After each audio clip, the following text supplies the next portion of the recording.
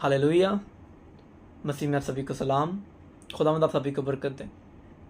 मेरा नाम worshipper Abraham. आज मैं खुदावंद के कलाम को आप सभी के साथ शेयर करने जा रहा हूँ कि खुदावंद के वचन के अंदर क्या लिखा है, खुदावंद का कलाम हमें क्या बताते हैं। हालेलुया। खुदावंद आप सभी को बरकत दे।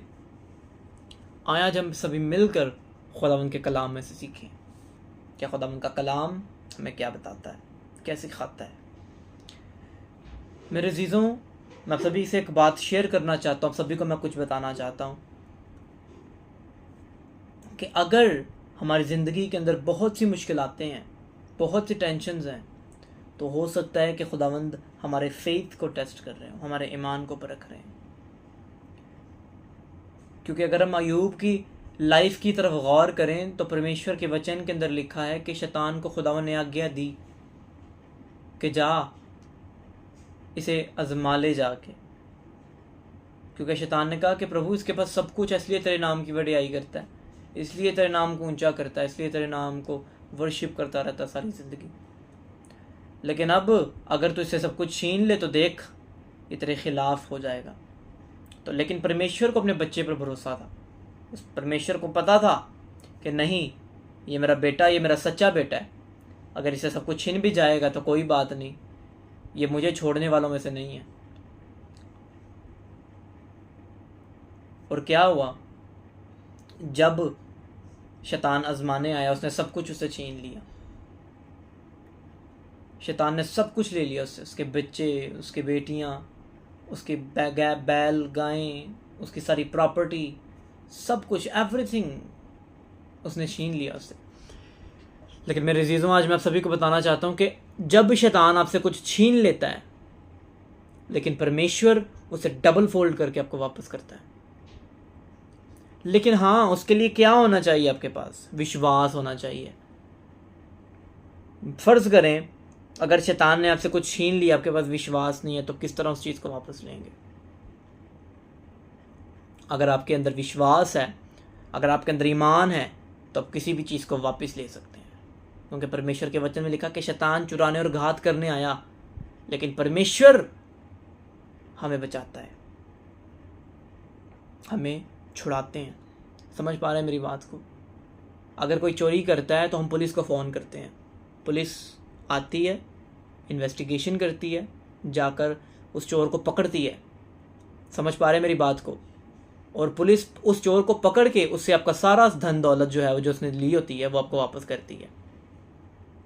इसी तरह प्रेयर लाइफ भी ऐसी है। जब शैतान आपसे कुछ ले लेता है तो प्रार्थना करके उस अथॉरिटी को कॉल करते हैं। That is authority. खुदावंद की अथॉरिटी को आप सभी कॉल करते हैं कि प्रभु, शैतान ने ये मुझसे चुरा लिया है।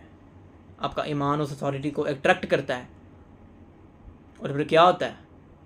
परमेश्वर अपने काम पे लग जाते हैं। वो अथॉरिटी जो है फिर शैतान से सब कुछ आपका वापस लेके आपको डबल फोल्ड करके देती थी। आज हम इसी तरह का कुछ पढ़ेंगे कि शैतान ने जब परमेश्वर को आजमाने की कोशिश की, जब खुदावंद के पास हो गया परमेश्वर को टेम्प्ट करने, तो परमेश्वर ने क्या उत्तर दी, और उससे हम क्या सीखते हैं। लूका उसका 4 अध्याय हम पढ़ना शुरू करते हैं। मैं इंग्लिश में रीड करूँगा, लेकिन मैं आप सभी को बताता जाऊँगा। The temptation of Jesus Christ. जब खुदावंद यीशु मसीह जी आजमाए गए, लिखा है कि Jesus return from the Jordan full of the Holi spirit and was led by the Spirit into the desert, where he was tempted by the devil for 40 days. In all that time he ate nothing, so that he was hungry. When it was over, the devil said to him, if you are the son of God, order this stone to be into bread. But Jesus replied, the scripture says a human being cannot live only by bread alone. Then the devil took him up and showed him a second all the kingdom of the world. I will give you all this power and all this wealth. The devil told him, it has all been handed over to me, and I can give it to anyone I choose. All this will be yours, then you worship me. लिखा है कि परमेश्वर के वचन के अंदर पहले तो परमेश्वर को वो आजमाया, कि इस पत्थर से क्या कि रोटी बन जाए। परमेश्वर का उत्तर क्या था कि मनुष्य सिर्फ रोटी और पानी से जीवित ना रहेगा बल्कि वो रहेगा उस बात जो परमेश्वर के मुख से निकलती है। दूसरी टेम्पटेशन जो थी वो परमेश्वर को एक बड़ी हिल पर ले गया एंड उसको खुदावन को उसने दिखाया कि ये सब चीज़ें, ये सारी किंगडम जो है मैं तुझे दे दूंगा अगर तू मुझे सजदा करेगा। तो परमेश्वर का आंसर हम सुनते हैं। Jesus answered, the scripture says, worship the Lord your God and serve only him. Then the devil took him to Jerusalem and set him on the highest point of the temple. He said to him, if you are God's son, throw yourself down from here. For the scripture says God will order his angels to take good care of you. It also says they will hold you up with their hands, so that not even your feet will be hurt on the stone. But Jesus answered, the scripture says, do not put the Lord your God to test. Then the devil finished tempting Jesus in every way. He left him for a while. मेरे अजीजों, खुदावंद के कलाम के अंदर लिखा है कि then he left him for a while. फिर उसने परमेश्वर को थोड़ी देर के लिए छोड़ दिया, थोड़ी देर के लिए अलग हो गया। इसका मतलब कि उसके बाद भी वो लगातार आजमाता रहा प्रभु को। उसके बाद भी उसने आजमाना बंद नहीं किया, उसके बाद भी वो आजमाता रहा।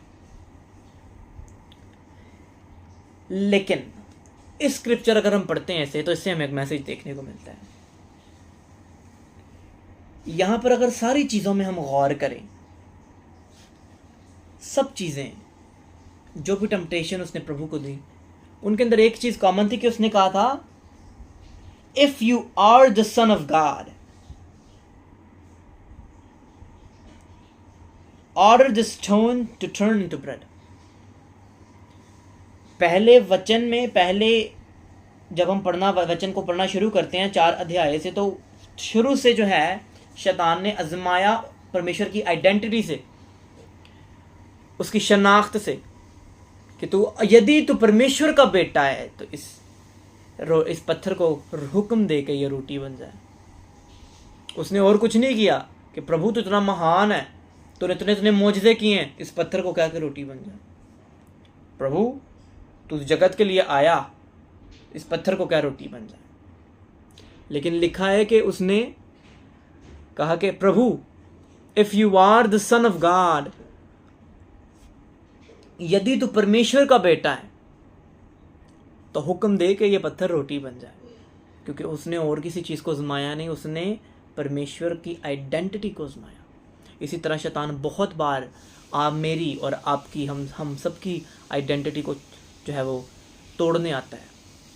क्योंकि एक बात मैं आपको आज बताना चाहता हूँ कि आपकी आइडेंटिटी से आप जाने जाते हैं। आप इस बात से नहीं जाने जाते कि आपने आज क्या पहना है, आप इस बात से नहीं जाने जाते कि आप कितने खूबसूरत हैं, आप इस बात से नहीं जाने जाते कि आपकी उम्र कितनी है, आप इस बात से नहीं जाने जाते कि आप कितने महान हैं, क्या कर सकते हैं आप, परंतु आप इस बात से जाने जाते हैं कि आपकी आइडेंटिटी क्या है। What is your name? Your name is your identity.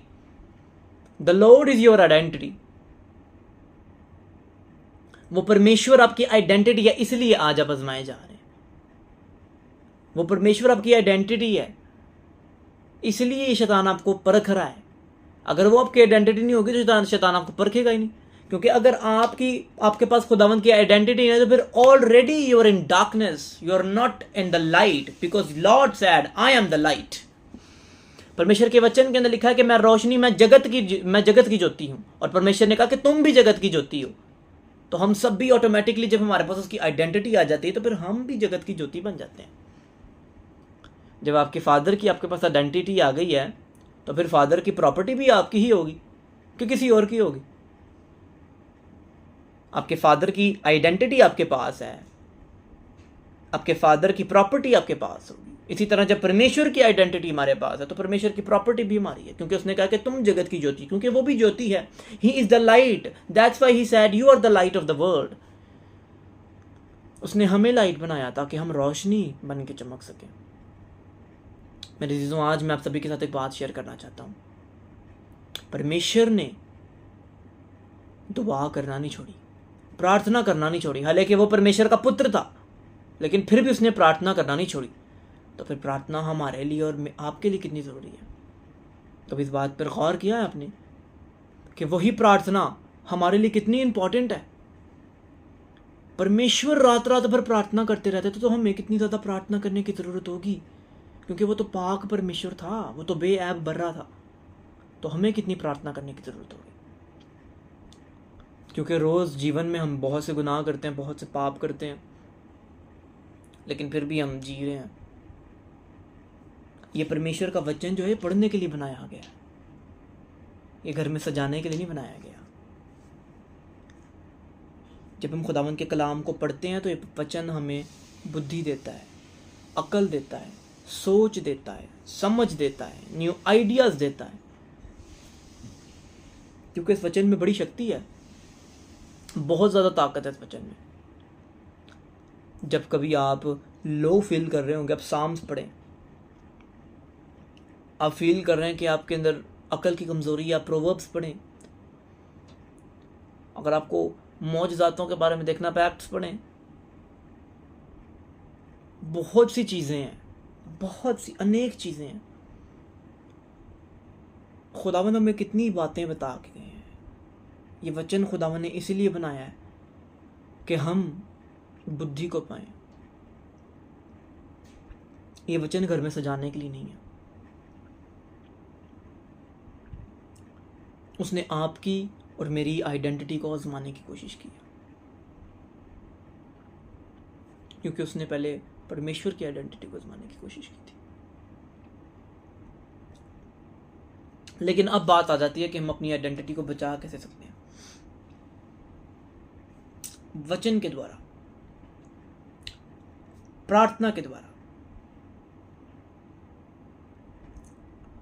अगर आपके जीवन में प्रार्थना और वचन नहीं है तो आप अपनी आइडेंटिटी को नहीं बचा सकते। आप अपनी आइडेंटिटी को कैसे बचाएंगे जब आपके पास कोई हथियार ही नहीं है? चोर आएगा, आपसे आपकी आइडेंटिटी छीनेगा और भाग जाएगा, आप क्या कर लेंगे?